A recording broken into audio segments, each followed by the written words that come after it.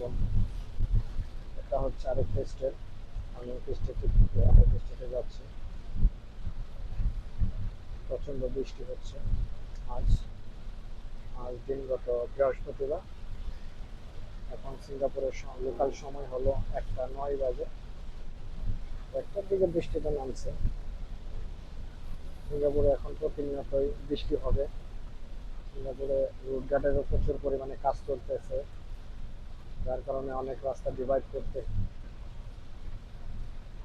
অনেক সময় রাস্তাঘাটে একটু ভুল হয়ে গেলে অনেক জায়গায় ঘুরে আসতে হয়। ফ্লাইওভারের নিচ দিয়ে ডিভাইড করা রাস্তা, একটা যাচ্ছে বাঁয়ে আরেকটা যাচ্ছে ডানে।